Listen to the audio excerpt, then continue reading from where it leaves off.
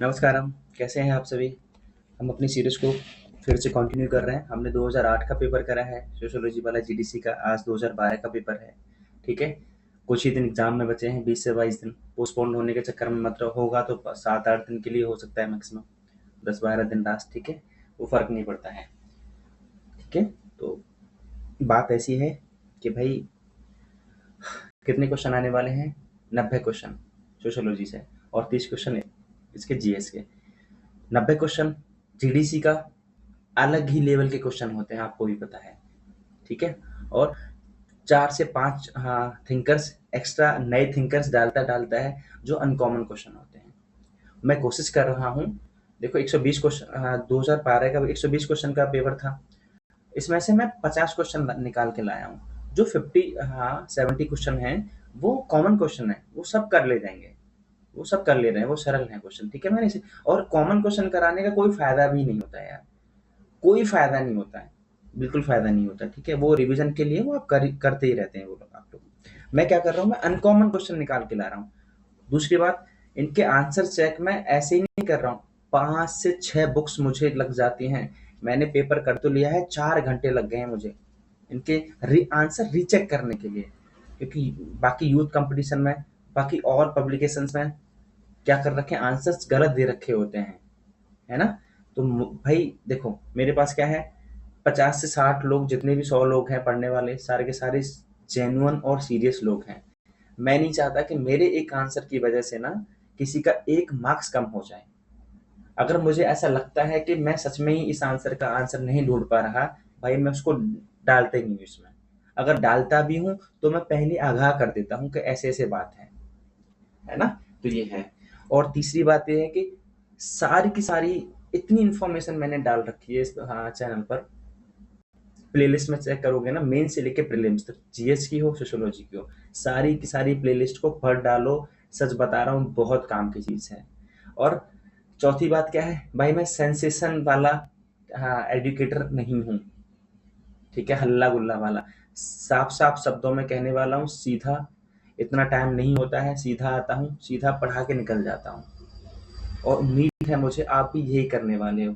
बस अपने काम से काम मतलब रखो, ठीक है? स्टडी करते रहो, लगातार करते रहो, डेली इन्फॉर्मेशन गेन करते रहो भाई। इसके अलावा कोई चारा नहीं है। और थोड़ा सा मैं समय ले रहा हूँ, 1-2 मिनट। आज का सिनेरियो देखो क्या है, कभी नीट की परीक्षा है, नीट की परीक्षा में धांधली हुई है। अभी प्रोफेसर की परीक्षा 2022 से थी, अब तक 2 बार एग्जाम हो गया है। भाई हाँ, लोगों का मजाक बना के रख दिया है ना? कोर्ट में जा रही है, 28 विषय को दोबारा से पेपर करवा लिया है। Zero accountability, zero transparency. इस देश में पता नहीं क्या होने वाला है। ऊपर से पैसे देने वाले लोग जो पेपर आउट करा लेते हैं, बहुत ज्यादा हालत खराब है। इस कंडीशन में सिनेरियो में देख के कह रहा हूँ, जितना ज्यादा पढ़ सको ना, उतना ज्यादा टॉप टॉप रैंक में, ठीक है? टॉप रैंक के लिए पढ़ो, तभी जीत पाओगे अपने आप से, है ना? और थोड़ा सा हेल्प मैं कर सकता हूँ, मैं मेहनत करा रहा हूँ भाई, ईमानदारी से। और मुझे उम्मीद है, मुझे इस मेहनत का ना फल मिलेगा एक दिन। आप लोग पढ़ के सही से, आप लोग ना एक दिन रैंक ला पाओगे। और एक कष्ट और कर देना, कष्ट है, ऐसे तो आपको कष्ट ही लगता है, इसको ना शेयर और सब्सक्राइब करवा देना भाई, ठीक है? मुझे भी बहुत ज्यादा अच्छा लगता है कि हाँ भाई, मैं पढ़ा पा रहा हूँ, मैं चीजों को पहुंचा पा रहा हूँ, डिलीवर कर पा रहा हूँ अच्छे से, ईमानदारी से। चलो स्टार्ट करते हैं। पहला पहला क्वेश्चन क्या है कि संरचना एवं प्रकार की अवधारणाओं का प्रयोग तभी हो सकता है जब हम समाज एवं जीवित साधन की समानता को स्वीकार कर लें। निम्नलिखित विचारकों में से दृष्टिकोण किसका है? देखो, किसका? संरचना और फंक्शनलिज्म की बात कौन करता है? करते तो बहुत लोग हैं, लेकिन स्ट्रक्चर में जीवित सावयव की बात कौन करता है? जीवित सावयव की बात कौन करता है? कौन करता है? मर्टन नहीं, गिन्सबर्ग नहीं, पार्सेस नहीं, कौन करता है? रेडिकल ब्राउन बात करते हैं, ओके? और मेलिनोव्स्की और ब्राउन की संरचना की जो परिभाषा है, जो कॉन्सेप्ट है, उसमें बस यही फर्क है। वो जीवित सावयव की बात करते हैं, रेडिकल ब्राउन, और मेलिनोव्स्की जीवित सावयव वर्ड को नहीं डालते हैं। बस इतना सा फर्क है, ये ध्यान रखना आप लोग, ठीक है? क्वेश्चन नंबर दूसरा, मार्क्स के सिद्धांत के अनुसार क्रांति कब होगी? देखो, ये कॉन्सेप्ट है, थोड़ा सा ये समझ आ जाएगा तो कभी नहीं बोलोगे आप, बाकी तो फिर आंसर तो पता चल जाएगा। क्या होता है? क्लास, मैंने मेंस का जो सीरीज कराई है स्ट्रगल वाली, क्लास 1/5 थ्योरी वाली, मैंने वो अच्छे से कराया है। तो class in itself, then class for itself, then class conflict, then social change। ठीक है, क्या होगा, पहले क्लास इन सेल्फ अपने आप के लिए वर्क बनेगा, फिर इसमें सत्य चेतना आएगी भाई, सत्य चेतना, ट्रू कॉन्शियसनेस बोलते हैं। जब ये आ जाएगी तो क्या होगा, क्लास फॉर सेल्फ बनेगा, मतलब अब अपने आप के लिए, मतलब स्वयं के लिए वर्क बनेगा। जब स्वयं के लिए वर्क बनेगा तो भाई क्या होगा, भाई कलेक्टिव कॉन्शियसनेस होगा, फिर क्या होगा, क्लास कॉन्फ्लिक्ट होगा, और देन सोशल चेंज होगा। ठीक है, तो क्या होगा, क्लास इन सेल्फ पहले आता है, मतलब यहाँ भी झूठी चेतना है। क्लास इन सेल्फ में क्या होती है, झूठी चेतना होती है, फॉल्स कॉन्शियसनेस होती है। तो झूठी चेतना का भी कॉन्सेप्ट किसने, कौन देता है, मार्क्स ही देते हैं, है ना। तो आंसर क्या होगा, देखो स्वयं के लिए, स्वयं में वर्क, क्लास इन इटसेल्फ, स्वयं में वर्क। देन सत्य चेतना आने के बाद क्या होगा, स्वयं के लिए work, class for itself. Answer क्या होगा इसका, बी सी सॉरी। ठीक है, क्वेश्चन नंबर 3, परिवर्तन को सभी समयों में सामाजिक व्यवस्था की एक आवश्यक दशा के रूप में कौन मानता है। देखो, परिवर्तन को सभी समयों में सामाजिक व्यवस्था, कौन सा दृष्टिकोण, समाज शासन में कई सारे दृष्टिकोण है, संरचनावादी दृष्टिकोण है, कॉन्फ्लिक्ट दृष्टिकोण है, प्रकारवादी है, अंतरक्रियावादी है। कौन कहता है कि सामाजिक व्यवस्था में परिवर्तन कैसा होगा, एक आवश्यक दशा के रूप में, कौन मानता है, संघर्ष सिद्धांतवादी बोलते हैं इस बात को। ठीक है भाई, चलो क्वेश्चन नंबर 4, लेवी स्ट्रॉस ने इस बात पर बल दिया कि विनिमय के प्रतिमान विनियमित होते हैं। लेवी स्ट्रॉस की संरचनावाद सबने पढ़ा होगा। वो क्या कह रहे हैं कि जो एक्सचेंज थ्योरी है उसको रेगुलेट कौन करता है, क्या उसको रेगुलेट संरचना करती है, या फिर प्रकार करते हैं, या फिर आर्थिक व्यवस्था करती है, या फिर राजनीतिक व्यवस्था करती है, नहीं, कौन करता है, मानक और मूल्य करते हैं इसको। ठीक है, विनियमित। आंसर क्या होगा इसका, ए होगा। क्वेश्चन नंबर 5, निर्जातीय वैज्ञानिक अध्ययन, निर्जातीय वैज्ञानिक अध्ययन क्या करते हैं, सहज बुद्धि वास्तविकता का, अनुभवजन्य वास्तविकता का, वास्तविक निर्माण की अनुभवजन्य पद्धति का, या फिर वास्तविक निर्माण की सहज बुद्धि पद्धति का। ठीक है, गॉरफिंकल हमेशा कहते हैं कि अनुभवजन्य, एक एथनोबायोलॉजिस्ट को, एक निर्जातीय पद्धति वैज्ञानिक को क्या होना चाहिए, हमेशा अनुभवजन्य होना चाहिए वास्तविकता के निर्माण के लिए। तो वास्तविकता का निर्माण क्या होगा, अनुभवजन्य पद्धति का। ठीक है, 2012 में फिनोमेनल एथनोमेथोडोलॉजी से कम 5 क्वेश्चन डाले हैं इन्होंने, और अच्छे कॉन्सेप्ट पेस्ट करके। क्वेश्चन नंबर 6, समाज या सामाजिक व्यवस्था के भाग को दूसरे भाग तथा संपूर्णता किसी पहलू से संबंधित करने में रुचि किन के अध्ययन। देखो, पूरे के पूरे कोर्ट में पूरा पॉजिटिव की बात कर रहा है पूरे। ठीक है, प्रकारात्मक, उसकी सकारात्मकता की, कॉन्फ्लिक्ट की तो बात ही नहीं कर रहा। सेकेंडली पूरी सोशल सिस्टम की बात कर रहा है। तो कौन सा ऐसा पद्धति शास्त्र है, कौन सा ऐसा एस्पेक्ट है जो पूरे सामाजिक व्यवस्था को, होल सोसाइटी को एक सकारात्मक रूप में देखता है, कौन करता है इसकी बात, प्रकारवाद, फंक्शनलिज्म। ठीक है, क्वेश्चन नंबर 7, लेवी स्ट्रॉस ने इस बात पर बल दिया कि विनिमय, सेम क्वेश्चन भाई ऊपर सेम आ गया दोबारा, क्वेश्चन नंबर 4 और इस क्वेश्चन नंबर 7 में नेडेल ने सामाजिक संरचना को देखा, जो एसएफ नेडेल है, सोशल स्ट्रक्चर को कैसे देखते हैं, सामाजिक संबंधों के रूप में देखते हैं, सामाजिक भूमिकाओं के रूप में देखते हैं, है ना। तो स्वयं वास्तविकता के रूप में। आंसर क्या होगा इसका, स्वयं वास्तविकता के रूप में। क्वेश्चन नंबर 9, अरे यार जस्ट ए सेकेंड, क्या है क्वेश्चन नंबर 10वां, घटना शास्त्री एथनोमेथोडोलॉजी है भाई ये। एथनोमेथोडोलॉजी समाज शास्त्र के अनुसार ऑब्जेक्टिविटी क्या है, वो ऑब्जेक्टिविटी को कैसे डिफाइन करते हैं एथनोमेथोडोलॉजिस्ट जो होते हैं। अनुभवजन्य वास्तविकता, सामाजिक रूप से भागीदारी वाली वास्तविकता, व्यक्तिगत वास्तविकता। देखो, फिर से एक ही चीज तो कहा है गारफिंकल ने कि सामाजिक संरचना का कैसे निर्माण कैसे होगा, उनके अनुसार सामाजिक दुनिया का निर्माण कैसे कर रहे हैं वो लोग, अनुभव के माध्यम से, अवलोकन के माध्यम से, है ना। तो आंसर क्या होगा इसका, अनुभवजन्य वास्तविकता। ठीक है, नेक्स्ट क्या है, घटना क्रिया विज्ञान एक संकीर्ण अर्थ में। देखो, ये परिभाषा ही सीधी डाल दी है। तो क्या कह रहे हैं कि घटना क्रिया विज्ञान एथनोमेथोलॉजी एक संकीर्ण अर्थ में, एक छोटी सी वर्ड में अगर एथनोमेथोलॉजी की परिभाषा दी जाए तो क्या है, अवलोकन की एक पद्धति है, ऑब्जर्वेशन की एक मेथड है। ये किसने कहा है, गॉरफिंकल साहब ने कहा है। क्वेश्चन नंबर नेक्स्ट 12वां, उत्तर आधुनिकता को एक एकीकृत सिद्धांत नहीं है। उत्तर आधुनिकता कोई एकीकृत सिद्धांत नहीं है। ठीक है, post modernity theory is not an integrated principal.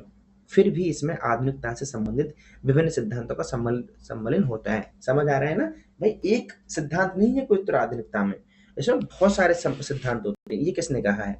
Kellner ने, हार्वे ने, रिडजर ने, जेमसन ने। देखो 2-3 बुक्स में इसका आंसर क्या दे रखा है? जेमसन। नहीं है जेमसन, सीधा उच्चतर समाजशास्त्रीय सिद्धांत की जो बुक है आपकी रावत पब्लिकेशन की, ठीक है, वहां पर उत्तर आधुनिकता वाला जो 20वां 21वां चैप्टर है, पहले ही पेज पर केलनर ने परिभाषा दी है, ठीक है, वहां से जाके मुझे रीचेक करने के बाद मिला है। तो जेमसन मत याद करना, लोग याद करके बैठे ना जेमसन, इसलिए मैं कहता हूं हमेशा इन पब्लिकेशंस को, आंसर्स को भाई रीचेक करा करो, विश्वास मत करा करो।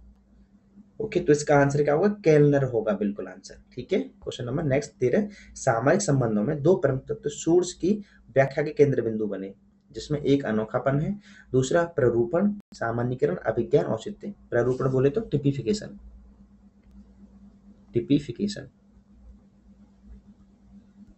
क्या था? एक तो अनोखापन था, एक दूसरा क्या था? टिपिफिकेशन था, प्रारूपण था।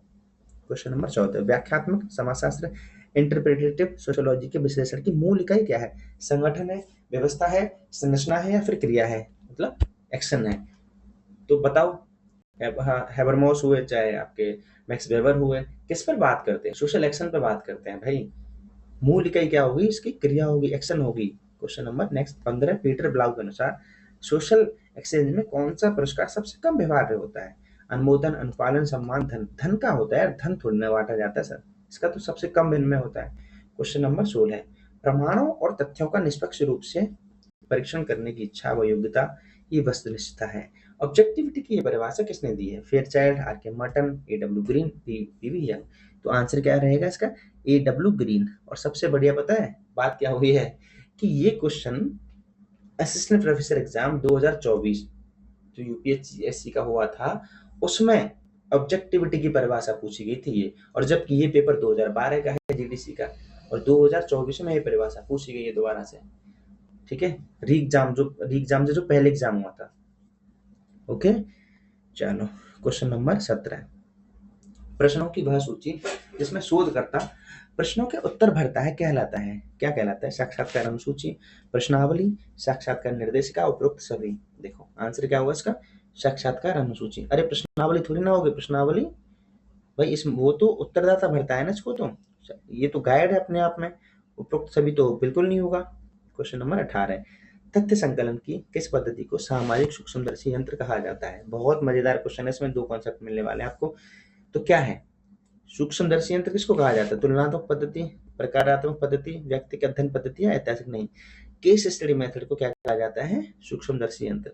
अब क्वेश्चन इसमें ऐसे पूछ लिया है, नेक्स्ट टाइम ये पूछ लेगा कि केस स्टडी को सामाजिक सूक्ष्मदर्शी यंत्र किसने कहा? किस वैज्ञानिक ने कहा? तो किसने कहा है? वर्गेस साहब ने कहा है। और ये कहाँ लिखा हुआ है? कहाँ लिखा हुआ है? कौन सी बुक में लिखा हुआ है? ये लिखा हुआ है आपकी एमएल गुप्ता और डीडी शर्मा, पीसी जैन की जो बुक है बेसिक सोशियोलॉजी वाली, वहां पर जाके आपको मिलेगा। ओके, चलो क्वेश्चन नंबर 19, भारत में किसान आंदोलन का अध्ययन किसने नव मार्क्सवादी परिप्रेक्ष्य से किया? नियो मार्क्सिस्ट अप्रोच से किया है। तो किसने करा है? Andhra Vaidya, B R Chauhan, A R Desai, या फिर DN Dhanagare. A R Desai नहीं होगा, आंसर क्या होगा उसका? डीएन धनागरे। नव नियो मार्क्सिस्ट की बात कर रहा है वो, ठीक है।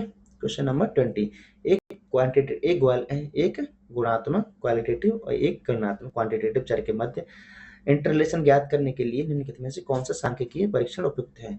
तो यूल है, जेड है, गुणांक है, या फिर काई स्क्वायर है, या फिर कोरिलेशन है। कौन सा होगा इसमें? काई स्क्वायर होगा, ठीक है। याद रखना, जब एक गणात्मक और एक गणनात्मक चर का जब अंतर संबंध ज्ञात करते हैं तो हम कौन सा स्क्वायर निकालते हैं? काई स्क्वायर से हम इसको मापते हैं। Question number 21, M N Srinivasan ने भारत में सामाजिक एवं सांस्कृतिक परिवर्तन के विश्लेषण के लिए पश्चिमीकरण के निम्नलिखित प्रारूपों में से किन प्रारूपों को सर्वाधिक महत्वपूर्ण माना? अमेरिकी प्रारूप, रूसी प्रारूप, ब्रिटिश प्रारूप, उपरोक्त में से कोई नहीं। देखो ये क्वेश्चन क्या है? ये क्वेश्चन है आपका कॉन्सेप्ट बेस्ड, और मैंने जब एम एन श्रीनिवासन पढ़ाया है आपको, वहां पर यही बताया था कि भाई ये कॉन्सेप्ट है, ये डीप अंडरस्टैंडिंग होती है पूरी की पूरी एक बुक को पढ़ने के लिए। तो आंसर क्या होगा इसमें? अमेरिकन नहीं होगा, रूसी नहीं होगा, क्या होगा? ब्रिटिश होगा। अब आप पूछो कि ब्रिटिश ही क्यों होगा? इसलिए होगा कि इंडियंस के टेस्ट में सबसे पहले कौन आए, सबसे ज्यादा कौन तक रहे, ब्रिटिश ही रहे थे, है ना। और यहीं से इन्होंने, अभी नेक्स्ट क्वेश्चन में मैं बताऊंगा, इसमें भी बता देता हूँ, 3 प्रकार के समाज पश्चिमीकरण की बात करते हैं। तो भारतीय जब अंग्रेजों के टच में आए तो ही तो उनका पश्चिमीकरण हुआ, ठीक है। तो सबसे पहले कौन आए, ब्राह्मण आए थे, उसके बाद में क्षत्रिय आए थे, और उसके बाद में नीचे वाले वर्ग आया था। इस प्रकार से 3 प्रकार का तो पश्चिमीकरण हुआ भारतीय लोगों का।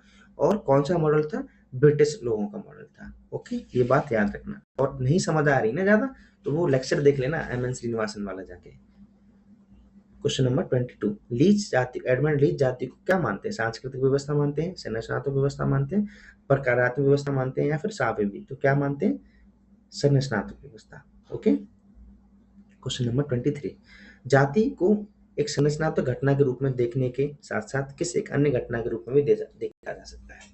जाति को एक तो देखो, जाति एक संरचनात्मक घटना तो है ही, इसके अलावा और किस रूप में देखा जा सकता है। तो सांस्कृतिक, मोस्टली जाति क्या होती है, सांस्कृतिक घटना के रूप में किसने देखा है, डी ड्यूमो ने देखा है, और किसने देखा है, आपके जीएच घुरिये ने देखा है ना। तो क्या है, सांस्कृतिक घटना के रूप में भी देखा जा सकता है जाति। क्वेश्चन नंबर 24, समाजशास्त्र के लिए धर्म क्या है, सामाजिक घटना है, सार्वजनिक घटना है, व्यक्तिगत घटना है, या फिर सांस्कृतिक घटना है। क्या है, सामाजिक घटना है। भाई दुर्खिम साहब क्या कह रहे हैं, दुर्खिम के दृष्टिकोण से देखो, धर्म क्या है, समाज का वास्तविक देवता, समाज क्या है, समाज को ही वास्तविक देवता बोला है, और समाज से ही धर्म की उत्पत्ति होती है। तो समाजशास्त्री धर्म क्या है, समाजशास्त्री घटना हुआ, ठीक है। क्वेश्चन नंबर 25, यौन आधारित भूमिकाओं का पृथक्करण जैविक न होकर सांस्कृतिक है। यौन आधारित भूमिकाओं का पृथक्करण जैविक न होकर सांस्कृतिक है, कौन कह रहा है, सेक्सुअल, ठीक है, रिलेशंस को सांस्कृत, हाँ, जैविक न होकर कल्चरली कौन बात कर रहा है, मर्डॉक बात करते हैं, ठीक है, याद रखना है। Question number 26, M S Srinivasan के मतानुसार पश्चिमीकरण शब्द अधिक वस्तुनिष्ठ है। ये कह रहे हैं कि भाई पश्चिमीकरण जो है वो सबसे ज्यादा नजदीक किसके है, पश्चिमीकरण सबसे ज्यादा नजदीक किसके है, तो औद्योगिकरण के नहीं, भूमंडलीकरण के नहीं, आधुनिकीकरण के सबसे ज्यादा नजदीक है पश्चिमीकरण, है ना। तो क्वेश्चन नंबर 27, इस मिथ का विरोध करने के लिए जाति व्यवस्था एक अनन्य भारतीय घटना है, निम्नलिखित में से किसने भारत से बाहर जाति के तत्वों की व्याख्या की है। ठीक है भाई, आंसर तो इसमें बहुत सारे पब्लिकेशंस में लिस्ट दे रखा है, लेकिन मुझे मिला क्या है, मुझे मिला है घुरिये, ठीक है, समाजशास्त्री विचारक वाली किताब में सीधा ये कोट कर रखी है कि जातीय भारतीय अनन्य घटना नहीं है, ये भारत के बाहर भी देखने को मिलती है। इस क्वेश्चन पे अगर किसी को मिलता है ना, तो भाई मुझे प्लीज मेरे टेलीग्राम पर टेक्स्ट कर दे, ठीक है, क्योंकि मुझे तो यही मिला था, और आप लोगों को मिलता है तो प्लीज मुझे बताना। केवल एक ही क्वेश्चन है जिसपे थोड़ा सा चीजें स्टक हुई थी। क्वेश्चन नंबर 28, जिस योजना का उद्देश्य सामाजिक आर्थिक विकास के माध्यम से भारत के संपूर्ण ग्रामीण जीवन का रूपांतरण करना है, वह योजना किस नाम से जाने। तो कितनी बार क्वेश्चन आया है, एक ही क्वेश्चन को कितनी बार इन्होंने रिपीट कर करके दिया है, अलग अलग फ्रेम में डाल के। सीडीपी आंसर होगा यार। 1952 में एस सी दुबे साहब ने इंडियन चेंजिंग ब्लेज पे जो बुक लिखी है, संपूर्ण ग्रामीण जीवन की संरचना को रूपांतरण करना था, लेकिन ऐसा हुआ नहीं, क्योंकि एग्जाम पूरा का पूरा फेल हो गया था वो प्रोजेक्ट। क्वेश्चन नंबर 29, निर्धनता के अपने प्रसिद्ध अध्ययन में राउंट्रे ने किस अवधारणा का उपयोग किया। तो देखो, निरपेक्ष और सापेक्ष निर्धनता की तो 2 लोगों ने दी है, उनका मुझे भी नाम ध्यान नहीं आ रहा है। तो इसका आंसर क्या होगा, अवस्थिति निर्धनता, याद रखना। ये क्वेश्चन याद रखने पड़ेंगे क्योंकि अनकॉमन क्वेश्चन है ये, इसीलिए तो मैं करवा रहा हूँ। क्वेश्चन नंबर 30, यह किसकी मान्यता है कि जाति पवित्रता एवं अपवित्रता की एक अवधारणा पर आधारित एक मनोवैज्ञानिक परिवर्तन है, कौन कह रहा है, एस दुबे साहब, घुरिये, एम एन श्रीनिवासन, तो ल्यूडियमो। आंसर क्या होगा इसका, ल्यूडियमो, ठीक है। क्वेश्चन नंबर 31, अपनी पुस्तक social change in modern India में एम एन श्रीनिवासन ने यह मत प्रस्तुत किया है कि जाति एक बंद व्यवस्था है, जाति खुली व्यवस्था है, जाति व्यवस्था में गतिशीलता की गुंजाइश होती है, जाति बिल्कुल वर्ग की भांति है। तो social change in modern India में संस्कृताइजेशन के माध्यम से वो कहते हैं कि भाई जाति में क्या गतिशीलता की गुंजाइश होती है। आंसर क्या होगा इसका, सी। ओके। क्वेश्चन नंबर 32, निम्नलिखित में से किस वर्ष यह अनुसूची तैयार की गई जिसमें भारत की निम्न एवं पिछड़ी जातियों को सम्मिलित किया गया। 1947, 1952, 1935, 1955। आंसर क्या होगा इसका, 1935। संरचनात्मक भेदभाव आधार है आर्थिक नीति का, आरक्षण नीति का, विकास की नीति का या फिर विदेशी नीति का। किसका है? आरक्षण की नीति का। संरचनात्मक भेदभाव, ठीक है, याद रखना इसको।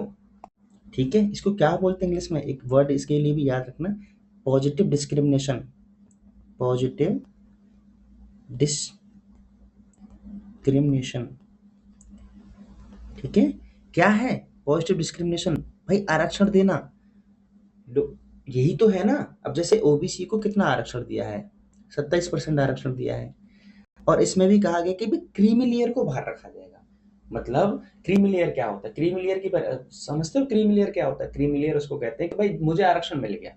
ओबीसी में भी बहुत सारी जातियां हैं, वो बहुत सारे पैसे वाली, उनको छोड़ दो, मतलब वो क्रीमी लेयर वाली को छोड़ दो। वो क्या है? वो क्रीमी लेयर है, ठीक है। तो क्या है? आरक्षण को क्या बोला जाता है? पॉजिटिव डिस्क्रिमिनेशन बोला जाता है, ठीक है। ये कॉन्सेप्ट है। क्वेश्चन नंबर 34, भारत के संविधान के किस अनुच्छेद में किस निश्चित जनजाति को एसटी के रूप में वर्णनिष्ठ किया गया है? कौन से आर्टिकल के अंतर्गत यार? शेड्यूल ट्राइब को कौन सा करता है बताओ? आर्टिकल 342। प्रेसिडेंट को अधिकार है 342 के अंतर्गत कि वो किसी भी ट्राइब को क्या कर सकता है? अनुसूचित जनजाति घोषित कर सकता है, ठीक है। और ये जीएस में भी पूछ लिया जाएगा और सोशल अपने सब्जेक्ट में भी पूछ लिया जाएगा। क्वेश्चन नंबर 35, भारत में नारी विकास एवं कल्याण हेतु राष्ट्रीय नीति कब बनाई गई? 75, 78, 76, 80? कब बनाएगी? 76 में बनाएगी, ठीक है। 4th 5 ईयर प्लान के अंतर्गत।